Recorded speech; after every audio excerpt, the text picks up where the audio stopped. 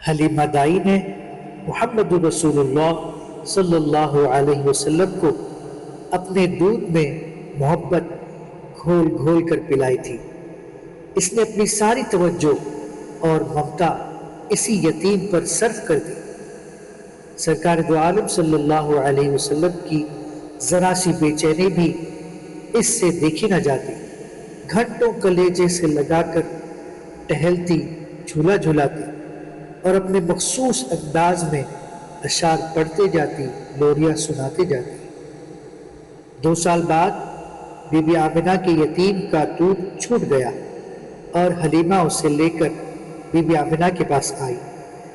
حضرت آمنہ کی خوشی کا کیا پوچھنا، طویل جدائی کے بعد اپنے نور نظر کو دیکھا تھا۔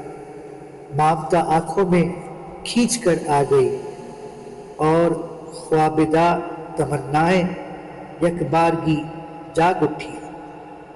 عبد المطلب نے پوتے کو بار بار چوما اور دل گیر ہو کر بولے، آج عبداللہ ہوتا تو اپنے لاڈلے کو دیکھ کر کتنا خوش ہوتا، مگر اس بچے کی تقدیر میں یتیم ہی اس دنیا میں آنا تھا۔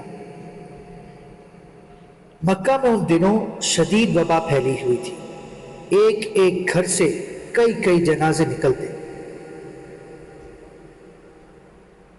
اہل مکہ نے اپنے بتوں کے آگے بہت کچھ ہاتھ جوڑے، سجدے کیے، منتیں مانی، چڑھاوے چڑھائے، دہائی دی، فریادیں کی، پیشانیاں رگڑ دی، مگر وبا کا زور کم نہ ہوا۔ بیماری اور پھیلتی جا رہی تھی۔ بعض قریش نوجوانوں کو جھنجھلاہٹ بھی ہو جاتی کہ ان بتوں پر ہم جان چھڑکتے ہیں مگر ان کے دل ایسے پتھر ہیں کہ کسی طرح پسیجتے ہی نہیں۔ جن خداؤں سے دکھ درد اور مصیبت میں کوئی فائدہ نہ پہنچے وہ کس کام کے۔ وبا کا زور دیکھ کر بی بی آمنہ نے سرکار دو عالم صلی اللہ علیہ وسلم کو پھر حلیمہ کے ساتھ واپس بھیج دیا اور 3 سال تک حلیمہ کو سعادت پھر حاصل ہو گئی۔ بنو سعد کا قبیلہ فصاحت میں مشہور تھا۔ اس قبیلے میں بلند پائے شاعروں اور شعلہ بیان مقرروں کی بہتات تھی۔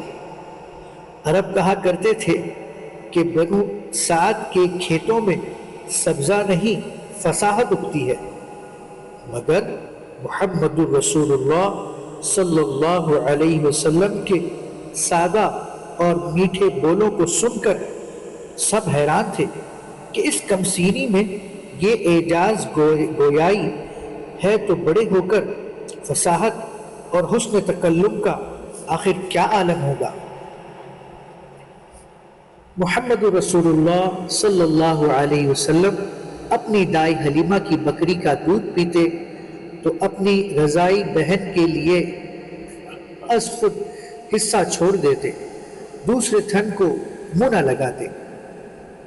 چھوٹے پن میں اس عدل و انصاف اور ہوش آگاہی کو دیکھ کر حلیمہ کے گھر والے کہتے کہ عبداللہ کا در یتیم بڑا ہو کر دنیا کو انصاف اور بھلائی سے معمور کر دے گا، اور اس کی ماں نے سچ کہا تھا کہ اس بچے کی بڑی شان ہونے والی ہے۔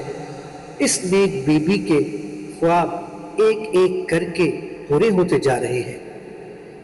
کئی سال تک حلیمہ کا گھر اس سعادت اور برکت سے بہراندوز ہوتا رہا، مگر قدرت اس سعادت کو عالم افروز اور جہانگیر بنانے والی تھی۔ یہ تجلیاں کسی ایک کا شانے کے لیے نہیں، تمام دنیا اور آفاق کے لیے تھی۔ اس روشنی سے مشرق و مغرب جگمگانے والے تھے، اور صحاب رحمت سبزہ زاروں سے لے کر چٹیل میدانوں تک پرزور پر برسنے والے تھے۔ محمد رسول اللہ صلی اللہ علیہ وسلم کی عمر 5 سال کی تھی جب حلیمہ انہیں آمنہ کے پاس واپس لائی اور ماں کی امانت ان کو سونپ دی۔ غم اور خوشی کی جھلکیاں آمنہ کے نور نظر سے ملنے کی خوشی تھی اور حلیمہ کو جدائی کا غم۔